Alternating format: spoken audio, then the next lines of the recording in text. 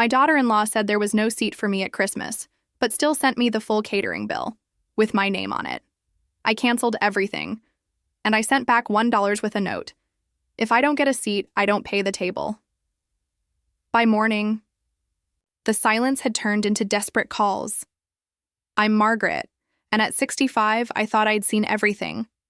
3 years since Harold passed, I've been trying to navigate this family on my own, but nothing could have prepared me for what happened 2 weeks before Christmas. I was sitting in my kitchen, the same one where I'd prepared 40 Christmases for this family, when the envelope arrived. Professional letterhead, expensive paper. For a moment, I thought it might be a holiday card from someone special. Instead, it was a bill from Premier Catering Services, $3,200. My name printed clearly at the top as the responsible party. My hands shook as I read the itemized list. Honey glazed ham for 24 people, prime rib with herb crust, lobster bisque, chocolate Yule log cake. Before we continue, comment where you're watching from and subscribe to the channel. We'd love to see how far our stories are reaching. Everything I used to make myself, but apparently now too old-fashioned, according to Jessica, my daughter-in-law.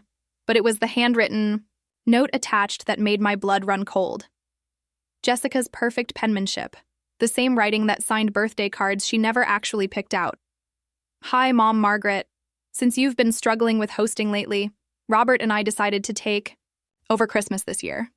We've ordered everything from the best caterer in town. Don't worry about attending, though. We're keeping it small and intimate this year. Just family. But we figured you'd still want to contribute since you always insisted on paying for everything. Thanks. XOXO, Jessica. Just family. The words echoed in my head like a slap. I'd raised Robert from the time he could barely walk. I'd held him through every fever, celebrated every achievement, been there for every heartbreak. I'd welcomed Jessica with open arms when she came into our lives 8 years ago, even when she started changing everything about how we did things. Set the bill down and walked to my living room, staring at the family photos that lined the mantel. 40 years of Christmas mornings. Harold and me with baby Robert. Robert's first Christmas tree. The year he broke his arm and we celebrated in the hospital. Every single memory included me. I was never just contributing to these celebrations. I was the heart of them. The phone rang. Jessica's number. Hi, Mom Margaret. Her voice was sickeningly sweet. Did you get the catering information? I know it seems like a lot, but we really wanted to make this Christmas special. Robert's been working so hard lately, and the kids deserve something really nice. I took a slow breath. Jessica, there seems to be some confusion. The bill has my name on it, but you said I'm not invited. A pause. Then a laugh that sounded like breaking glass. Oh, that! Well, we just thought it would be easier this way. You know how you get overwhelmed with big groups lately? And honestly, some of the family has mentioned that your cooking has been, well, not quite what it used to be. We didn't want you to stress about it. My cooking. The same recipes that had been passed down through 3 generations. The same apple stuffing that Robert begged me to make every year. The same sugar cookies that my grandchildren used to help me decorate before Jessica decided they were too messy for her pristine kitchen. So let me understand, I said, my voice steadier than I felt. You want me to pay for a Christmas dinner that I'm not welcome to attend? Well, when you put it like that, it sounds harsh, Jessica replied. But you've always been so generous with family expenses. And Robert and I are really stretched thin with the new house and the kids' private school tuition. We just assumed you'd want to help. Assumed. As if 40 years of love and sacrifice could be reduced to an assumption. Thought about Harold then. How he used to squeeze my hand under the dinner table when family gatherings got tense. How he'd whisper in my ear that I was the glue that held everyone together. What would he say if he could see this? I need to think about this, Jessica. Of course, take your time, but we do need confirmation by tomorrow since the caterer requires 48 hours notice for any changes. The line went dead. I sat there holding the phone, feeling smaller than I had since Harold's funeral. But then something inside me shifted. A spark of the woman I used to be before I started apologizing for taking up space in my own family. Looked at that bill again. $3,200 for a party I wasn't invited to. For a Christmas that would happen without me. In my son's house, using traditions I'd started, paid for with my money. That's when I made the decision that would change everything. I wasn't going to pay for my own exclusion anymore. The next morning, I sat at my kitchen table with a cup of coffee that had long gone cold, staring at that catering bill. But my mind wasn't on the money. It was on how I'd gotten to this point. How the woman who used to command respect in this family had become someone whose presence was optional, but whose wallet was essential. It started slowly, like most betrayals do. Jessica came into our lives when Robert was 37, a successful lawyer who'd been married to his career for too long. She was beautiful, charming, and 10 years younger. Harold and I were thrilled that our son had finally found someone. I remember the first Christmas after they got engaged. Jessica had insisted on helping with the dinner preparations, but her help came with suggestions. Wouldn't store-bought rolls be easier than making them from scratch? Wouldn't catered hors d'oeuvres look more professional than my homemade cheese balls? Wouldn't it be simpler to have dessert delivered instead of spending 3 days baking? At the time, I thought she was being considerate, trying to reduce my workload. Harold thought it was sweet that she wanted to modernize our traditions. "She's just trying to fit in, Maggie," he'd say when I expressed my concerns. Give her time, but it wasn't about fitting in. It was about taking over. The second year, Jessica suggested we alternate hosting duties. "Mom, Margaret works so hard every year," she told Robert within my earshot. "Maybe we should give her a break." A break from something I loved doing, something that gave my life meaning. But Robert nodded along, always eager to please his new wife. "What do you think, Mom?" he asked me later. "Jessica has some great ideas for mixing things up." I agreed, because I wanted to be the supportive mother-in-law, because I'd been raised to believe that keeping peace in the family was more important than my own feelings, because Harold was getting sicker, and I didn't want to add family drama to his plate. That Christmas at Jessica's house felt sterile. Everything perfectly coordinated, from the professionally decorated tree to the catered buffet laid out on rental china. The grandchildren sat quietly, afraid to touch anything in Jessica's pristine living room. There was no flour on the counters, no chaos of multiple generations cooking together, no warmth. "Isn't this nice?" Jessica had said, surveying her domain with satisfaction. "So much more relaxing when you don't have to stress about cooking." But I loved the stress. I loved the controlled chaos of Christmas morning preparations. I loved teaching my grandchildren to roll pie crust, even if it meant cleaning flour off every surface afterward. I loved the way Harold would sneak tastes of everything while I cooked, making suggestions and stealing kisses when he thought no one was looking. After Harold died, I thought Christmas would return to my house. I needed the familiarity, the connection, to better times. But Jessica had other plans. "I think it would be too hard for you, Mom Margaret," she said with fake concern when I suggested hosting again. "The first Christmas without Dad Harold. Maybe it's better if you don't have all that pressure." She made it sound like she was protecting me. Robert, still deep in his own grief, nodded along. "She's right, Mom. You shouldn't have to worry about entertaining when you're still adjusting." Adjusting. As if my 40-year tradition was just something I needed to get over. That third Christmas was worse than the second. Jessica had evolved beyond my simple country cooking. Everything was fusion this and artisanal that. The children asked where my sugar cookies were, and Jessica explained that she'd ordered healthier alternatives from an organic bakery. "Grandma Margaret's cookies have too much sugar," she told 8-year-old Emma, loud enough for me to hear. "These are made with natural sweeteners." I watched Emma take a polite bite of the cardboard-tasting substitute and ask quietly if we could make real cookies at my house later. That's when I realized Jessica wasn't just taking over Christmas. She was erasing me from it. This year, she'd finally stopped pretending I was welcome at all. I thought about Robert, my son who used to call me his best friend. The boy who'd sit in this very kitchen doing homework while I cooked, asking for extra helpings of everything. When had he stopped seeing me as essential to his happiness? It happened gradually, like watching someone drift away on a current you can't see until they're too far to reach. After Jessica, Robert's calls became less frequent, shorter. He stopped asking my opinion about important decisions. He started prefacing our conversations with "Jessica thinks," instead of "I think." When Harold got sick, Robert was there, but always with Jessica by his side, managing the situation like she managed everything else. She'd interrupt conversations between father and son to suggest Harold needed rest. She'd redirect family discussions to focus on practical matters rather than emotional ones. "Robert's under so much stress," she'd tell people. "I'm just trying to protect him from additional pressure." Additional pressure. That's what I'd become.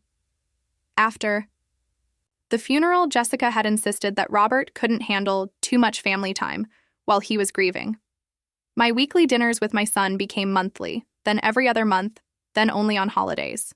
And now, apparently, not even then. I picked up my phone and scrolled through my contacts until I found the number for Premier Catering Services. My finger hovered over the call button. 40 years of Christmas mornings. 40 years of being the center of my family's most important tradition. 40 years of love, sacrifice, and dedication.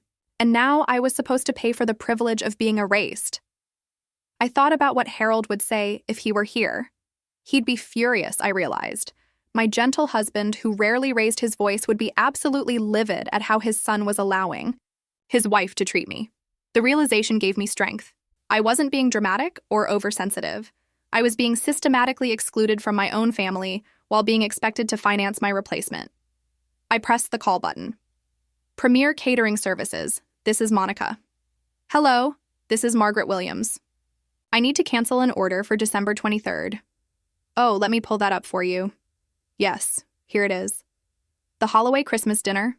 Can I ask the reason for the cancellation? I paused, looking around my kitchen one more time.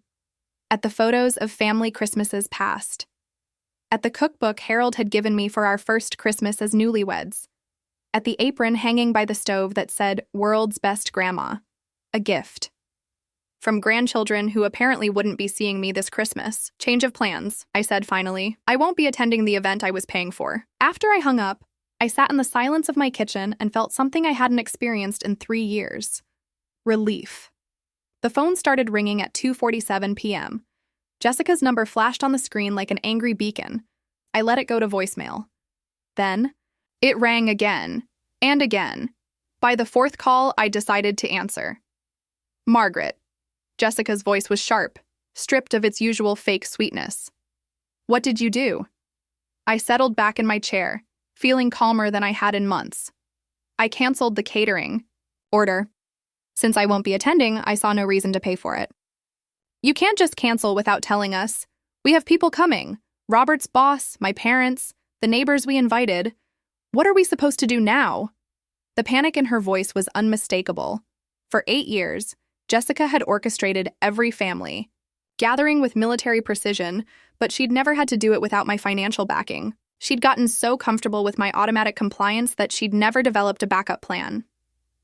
I'm sure you'll figure something out, I said. You're very resourceful. This is ridiculous. You're acting like a child just because we thought it would be easier for you to not have to host this year. Jessica, you told me I wasn't invited. Not that I didn't have to host, that I wasn't welcome. There's a difference. Silence stretched between us. I could almost hear her calculating, trying to find the right words to manipulate me back into compliance. Look, maybe I didn't explain it well, she said finally, her tone shifting to the false warmth she used when she wanted something. Of course your family, we just thought, with your age and everything. My age? Well, you know, hosting is stressful, and since Harold died, you've seemed a little overwhelmed sometimes. We were trying to help. I thought about all the family dinners I'd hosted since Harold's death. The birthday parties, the graduation celebrations, the casual Sunday meals that Jessica never bothered to attend, but always had opinions about afterward. Overwhelmed wasn't the word I'd use for how I felt during those gatherings. Alive was more accurate. If you were trying to help, you would have offered to assist me with hosting at my house. Instead, you took over completely and then expected me to pay for my own exclusion. It's not exclusion. God, you're being so dramatic. Fine, you can come.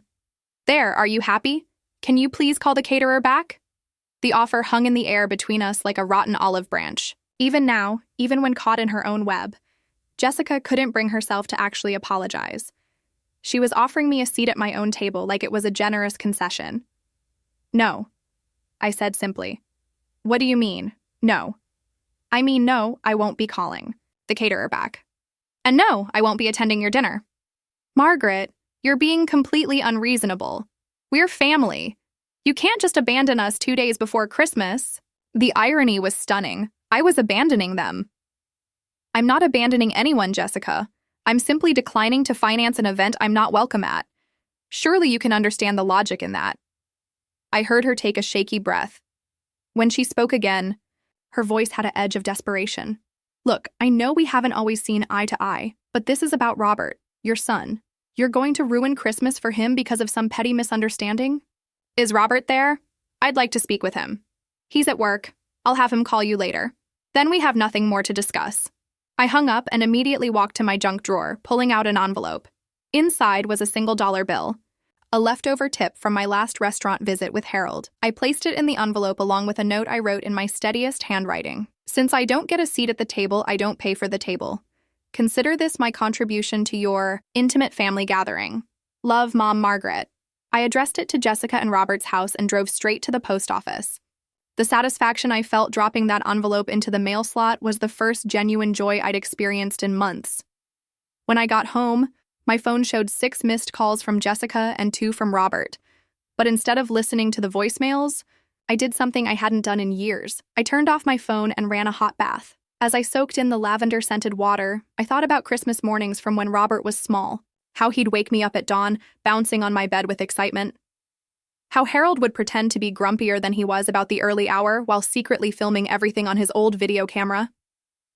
How we'd spend the entire day in our pajamas, eating too much and laughing until our sides hurt. Those Christmases had been chaotic and imperfect and absolutely magical. Jessica's perfectly coordinated celebrations felt like theater performances by comparison, beautiful to look at but empty of real emotion. I thought about what Harold would want for me now. He'd always said that Christmas was about love, not performance. About gathering people who cared about each other, not impressing people who didn't. He'd want me to find joy again, not just endure another year of being treated like a convenient ATM. When I finally got out of the bath and turned my phone back on, there were 14 voicemails waiting. I deleted them all without listening. The next morning, I woke up feeling lighter than I had in months. For the first time in 3 years, I didn't have to spend Christmas walking on eggshells, trying not to take up too much space in my own family. I didn't have to smile politely while Jessica criticized everything I did or said. I didn't have to watch my grandchildren being trained to see me as the difficult grandmother who didn't fit into their mother's perfect world. I made myself breakfast, real breakfast, with eggs and bacon and toast made from scratch bread, not the protein smoothies Jessica insisted were healthier. I ate slowly, savoring every bite and the silence of my own kitchen. That's when my sister called. Maggie, I just heard the most interesting story from Patricia Henderson. Something about Christmas dinner being canceled. Patricia Henderson, Jessica's neighbor and fellow gossip enthusiast. Of course, word was already spreading. What exactly did you hear, Linda? That you had some kind of breakdown and canceled Christmas dinner out of spite. Patricia said Jessica is beside herself trying to figure out what to feed 24 people tomorrow. I almost laughed. A breakdown. That's how they were going to spin this story. Poor, unstable Margaret having a senior moment and ruining everything for her long-suffering family. I didn't have a breakdown, Linda. I simply decided not to pay for a party I wasn't invited to attend. Silence. Then, what do you mean you weren't invited? So, I told her. Everything. The bill with my name on it and Jessica's note. The years of being slowly pushed aside while expected to keep paying for my own replacement. The way my son had stood by and watched it happen without saying a word. When I finished, Linda was quiet for a long moment. Maggie, she said finally, what are you doing for Christmas? Linda's question hung in the air. What was I doing for Christmas? For the first time in 40 years, I had no idea. I hadn't really thought about it, I admitted. I suppose I'll treat it like any other day. Absolutely not.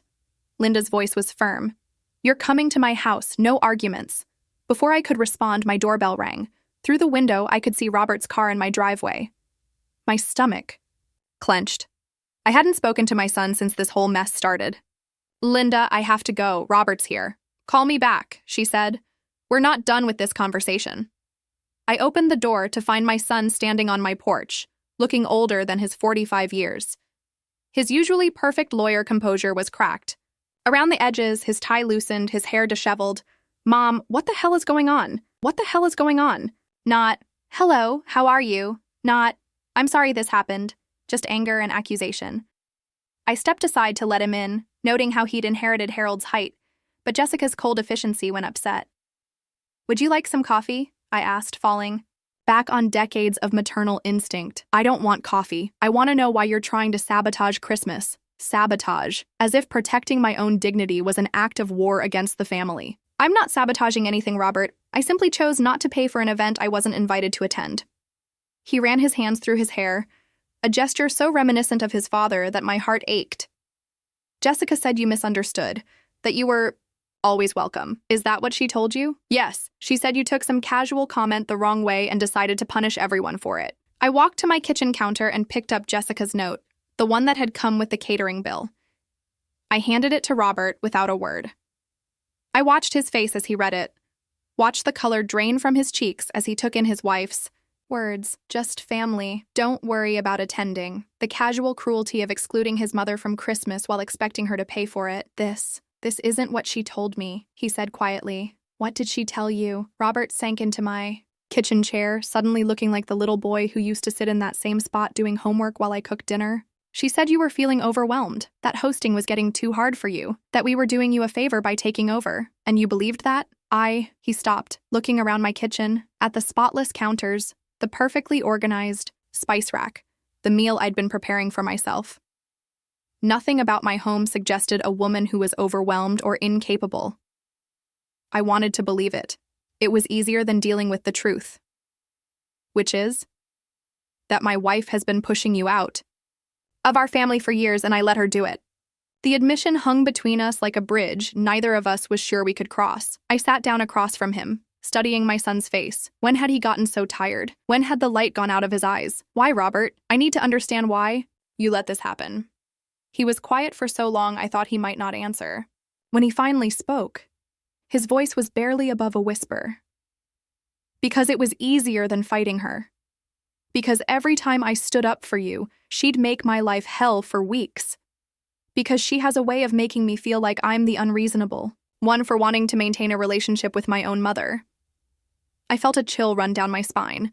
I'd suspected Jessica was controlling, but I hadn't realized how completely she'd isolated my son from me. She monitors my phone calls with you, he continued. If I talk to you too long or too often, she gets upset.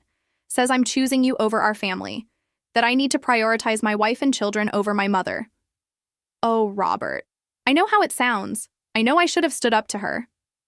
But Jessica, she has a way of making you question everything. She's never wrong, according to her. And when you disagree with her, you're not just wrong, you're malicious, or stupid, or deliberately trying to hurt her. I thought about all the times Robert had seemed distant on our phone calls, all the canceled dinners, the shortened visits. I'd attributed it to normal adult life pressures, but it had been orchestrated manipulation. The worst part, Robert said, is that I started believing her. I started seeing your traditions as outdated instead of meaningful, your cooking as amateur instead of made with love, your desire to host as controlling instead of generous. My heart broke for him. This wasn't just about me being excluded from Christmas. This was about my son being systematically alienated from his own family, his own history, his own identity. What happens now? I asked. I don't know. Jessica is panicking. She's been calling every caterer in town, but everything's booked for tomorrow. She's talking about ordering pizza or just canceling the whole thing. The irony wasn't lost on me. Jessica, who had spent years criticizing my simple cooking, was about to serve pizza to her carefully curated guest list. Her parents are flying. In from Seattle, Robert continued. My boss and his wife are coming.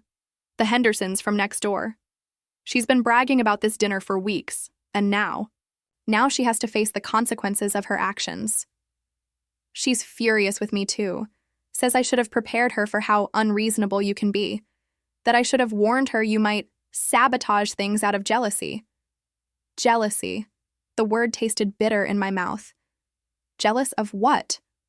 Of being replaced by someone who saw my family as a performance opportunity rather than a source of love? What do you think I should do, Robert? He looked at me with Harold's eyes, full of pain and confusion. I think I've lost the right to ask you for anything, Mom. I think I need to figure out how to be a better son before I can expect you to keep being my mother. The words hit me harder than any of Jessica's insults ever had. Not because they were cruel, but because they were honest. My son was finally seeing clearly, and what he saw horrified him. You haven't lost me, Robert, but things can't go back to the way they were. I know. My phone buzzed. A text from Linda. Maggie, I've been thinking, why don't you invite Robert and the kids to Christmas at my house, without Jessica? It's time that woman learned there are consequences for her behavior. I showed Robert the message. He read it twice, then looked up at me with something that might have been hope. Would you want that? He asked. To have Christmas with me and the kids? I thought about my grandchildren. Emma, who always asked for my sugar cookies. Little Jake, who loved to help me set the table. They were innocent victims in Jessica's war against me. What about Jessica? Jessica made her choice when she sent you that bill and that note. Maybe it's time I made mine. For the first time in 3 years, I saw a glimpse of the son I'd raised. The boy who used to defend playground underdogs and stand up for what was right, even when it was hard. Robert left that evening with a promise to talk to the children about Christmas plans. I spent the night wondering if I was doing the right thing, or if I was just adding fuel to an already explosive situation. By morning, I had my answer. The phone rang at 7 a.m. Linda's number. Maggie, you need to know something. I've been making some calls.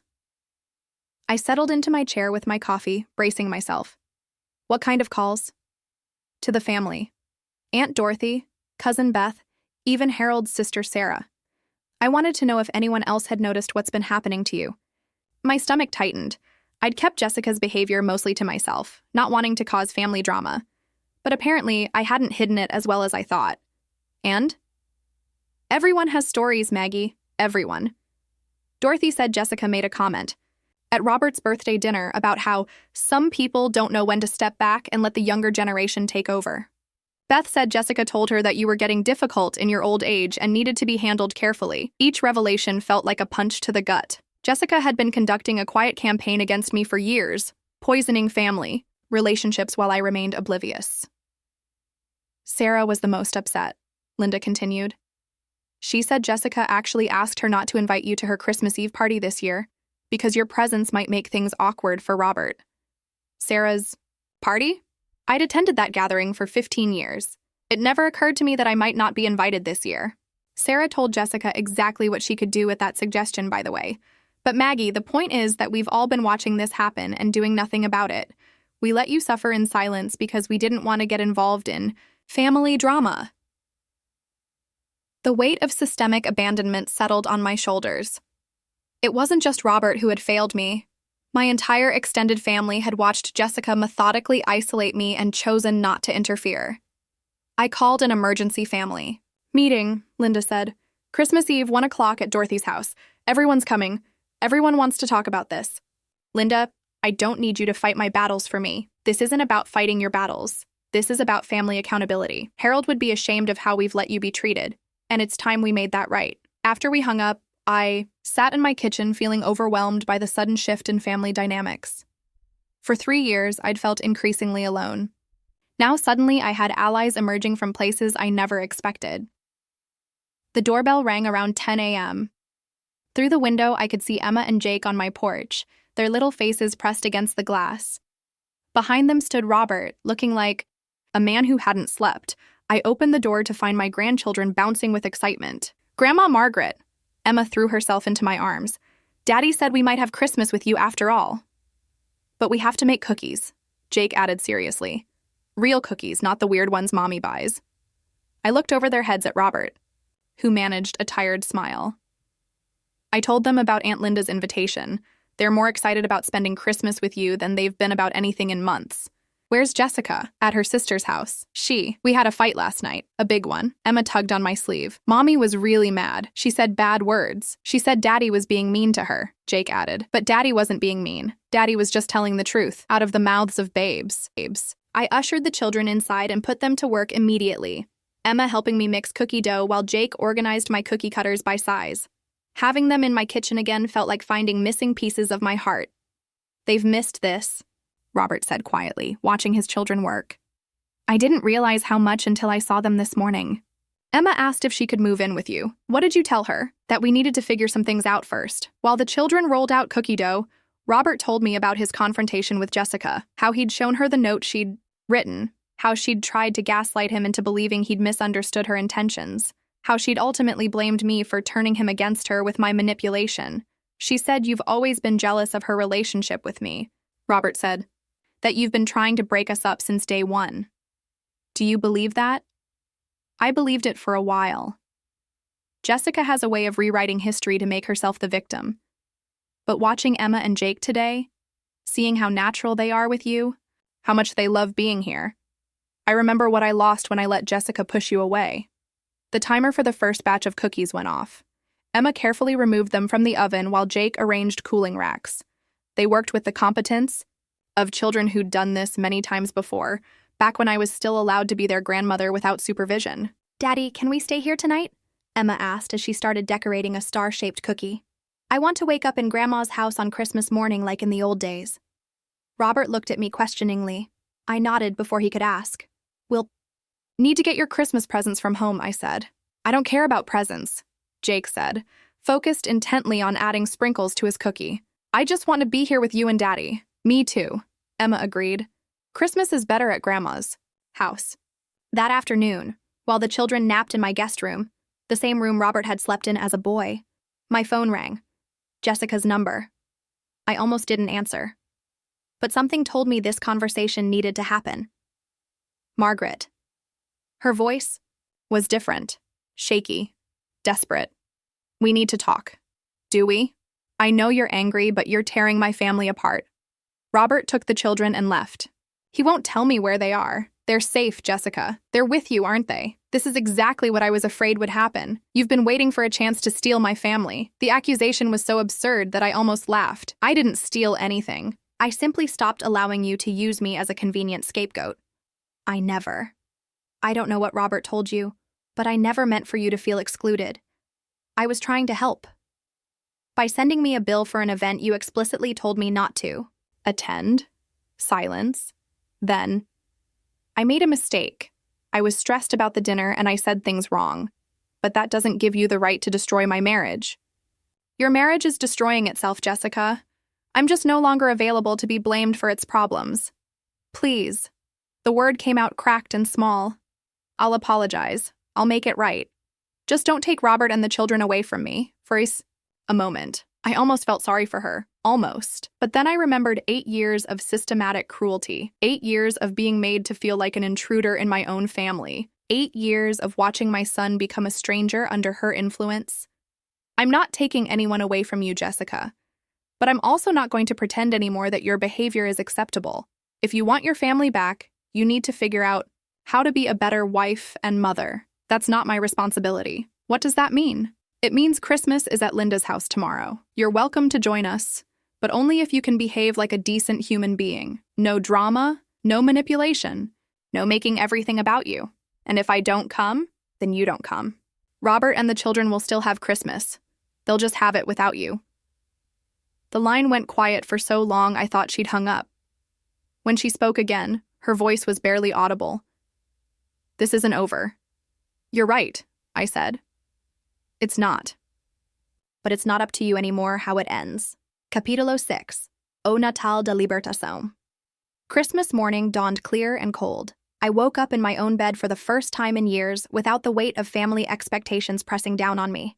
Down the hall, I could hear Emma and Jake whispering excitedly, trying to decide if it was late enough to wake up the adults. Grandma Margaret! Emma's voice carried through the house as they finally gave up on being quiet. Santa came to your house, too. I found them in my living room, staring in wonder at the modest pile of presents I'd managed to gather the evening before. Nothing elaborate, just books, art supplies, and the kind of simple toys that encouraged imagination over consumption. But their faces lit up like I'd given them the world. Robert emerged from the couch where he'd spent the night, his hair standing at odd angles. He looked better than he had in months, lighter somehow, as if a weight had been lifted from his shoulders. "Merry Christmas, Mom," he said, pulling me into a hug that felt real for the first time in years. We opened presents slowly, savoring each moment. Emma squealed over her art set. Jake immediately began building with his new blocks. Robert surprised me with a photo album he'd been secretly working on, pictures of all our Christmas mornings together, starting from when he was Emma's age. "I found these in Dad's old office," he said as I flipped through pages of memories. "I thought you should have them." There we were through the decades. Harold and me as young parents, exhausted but happy. Robert growing from a gap-toothed kindergartner to a gangly teenager who pretended he was too cool for family photos, but always found his way into them anyway. The children as babies, then toddlers, before Jessica decided family pictures should Be professional affairs scheduled and staged rather than spontaneous captures of joy. We were happy then, Robert said quietly. Really happy. We can be happy again, I told him, just differently. At noon, we loaded into Robert's car and drove to Linda's house. My sister had outdone herself. The house smelled like cinnamon and roasting turkey, and she'd set her dining room table for 12 with her good china and crystal. About time you got here, she said, enveloping me in a hug. Dorothy's been here since 10, helping with the cooking and interrogating me about everything. The family had indeed assembled. Aunt Dorothy, sharp-eyed at 82 and still formidable. Cousin Beth with her husband and teenage daughter. Harold's sister Sarah, who'd driven down from Portland specifically for this gathering. Even my nephew. David had come, bringing his new girlfriend to meet the family, but the most surprising guest was sitting quietly in Linda's living room. Jessica. She looked smaller than usual, her designer outfit replaced with a simple sweater and jeans. Her perfectly styled hair was pulled back in a plain ponytail, and she wore no makeup. When she saw us, she stood uncertainly, her hands twisting together. I hope it's okay that I came, she said to me, not to Robert. Linda called this morning and said the invitation was still open if I wanted to try again. I studied her face, looking for signs of manipulation or performance. But all I saw was exhaustion and something that might have been genuine remorse. Can you be here without making everything about you? I asked directly. She flinched but nodded. I think so. I want to try. Emma and Jake ran to their mother, and for a moment, Jessica's carefully controlled composure cracked. She hugged them, fiercely, tears in her eyes, as if she'd been afraid she might never see them again. I missed you, she whispered into Emma's hair. We missed you too, Mommy, Emma said. But we had the best time with Grandma Margaret. We made cookies and played games, and Grandma told us stories about when Daddy was little. Jessica looked over Emma's head at me. Thank you, she said simply, for taking care of them. It wasn't an apology exactly, but it was acknowledgement. A crack in the wall she'd built between us. Lunch was chaos in the best possible way. Too many people around Linda's table, passing dishes and talking over each other and laughing at Dorothy's. Increasingly outrageous stories about family scandals from decades past. Jake spilled gravy on his shirt. Emma got cranberry sauce in her hair. The rolls got slightly burned because we were all too busy talking to notice the timer. It was perfect. This is what Christmas should be, Sarah said as we cleared the table together. Messy and loud and full of love. Not Instagram-worthy enough for you, Jessica? Dorothy asked with characteristic bluntness. Jessica, who was helping Emma wash cranberry sauce out of her hair, paused. No, she said quietly. But it's real. And I think I forgot what that felt like. As the afternoon wore on, I watched Jessica. Carefully. She helped with dishes without being asked. She listened to Dorothy's stories without trying to redirect attention to herself. She played board games with the children and actually seemed to enjoy losing to them. When Emma asked her to help make hot chocolate, Jessica looked at me uncertainly. I don't really know how, she admitted. I usually just buy the fancy packets. Come on, I said, leading her to Linda's kitchen. I'll teach you. As we worked together, Jessica following my instructions carefully, asking questions about marshmallow to chocolate ratios like it was the most important thing in the world, I caught glimpses of who she might have been if she hadn't been, so determined to be perfect all the time. I owe you an apology, she said as we waited for the milk to heat. A real one. I stirred the chocolate, waiting. I was jealous of you, she continued, of how much Robert loved you, how much the children loved you, how easy everything seemed for you when it felt so hard for me. It wasn't easy, Jessica. I just didn't let you see when it was hard. I know that now, I think. I think I spent so much energy trying to replace you that I forgot to just be myself, and I lost Robert anyway. You haven't lost Robert, but you can't have him back the way he was. That man was miserable. She nodded, tears threatening. I made him miserable. I made everyone miserable, including myself. So what happens now? I don't know. Robert says we need counseling, that we need to figure out how to be married to each other instead of to our ideas of what marriage should look like. That sounds like a good start. Will you help me? She asked. I know I don't deserve it, but I want to learn how to be the kind of person who belongs in this family. Really belongs, not just performs belonging. I looked at this woman who had caused me so much pain, who had nearly succeeded in stealing my family from me. But I also saw Robert's wife and my grandchildren's mother, Someone who was finally asking for help instead of demanding compliance. I can try, I said. But Jessica, if you ever treat me the way you did before, if you ever try to exclude me from my own family again, I won't give you another chance. I understand. As the day wound down and people began to leave, Robert pulled me aside. Thank you, Mom, for everything, for not giving up on us even when we gave up on you. I didn't do anything except stop accepting unacceptable behavior. You did more than that. You showed me what I was in danger of losing, what we had all lost. He looked around Linda's living room, where Emma was showing Jessica how to properly dunk a cookie in milk, while Jake built a fort out of couch cushions. This is what I want, this chaos and warmth and realness. Then you have to fight for it. Every day, you can't let anyone, including Jessica, convince you that love should be conditional or performance-based. I won't. I promise. As we drove home that evening, Emma fell asleep in her car seat, cookie crumbs on her cheek. Jake dozed against my shoulder in the back seat. Jessica sat quietly in the passenger seat while Robert drove, all of us too tired and too full for much conversation. Can we do Christmas at Grandma's house next year? Emma mumbled sleepily. We'll see, sweetheart, Robert said. I think that sounds perfect, Jessica said quietly. It was the first time she'd ever endorsed one of my traditions. That night, after everyone had gone home and my house was quiet again, I sat in my kitchen with a cup of tea and thought about the year that was ending. I'd started it feeling invisible and irrelevant, existing on the margins of my own family. I was ending it surrounded by people who valued me not for what I could provide, but for who I was. The phone rang. Linda's number. So, she said without preamble, how does it feel to get your family back? I thought about her question as I looked around my kitchen, at the cookie crumbs still scattered on the counter from yesterday's baking session with the grandchildren, at the family photos Robert had given me, now displayed prominently on my windowsill, at the art project Emma had left behind, a crayon, drawing of our family labeled Best Christmas Ever in her careful second-grade handwriting. It feels like coming home, I said finally, to myself. 3 months later, Jessica and I met for coffee. Not because we were best friends now, we probably never would be, but because we were family, and family shows up for each other. She was nervous, twisting her wedding ring around her finger as she talked about the therapy sessions she and Robert were attending. He says, I need to learn to trust that people will love me without me having to control everything, she said. It's harder than it sounds. Most worthwhile things are. I want to ask you something, and I need you to be honest.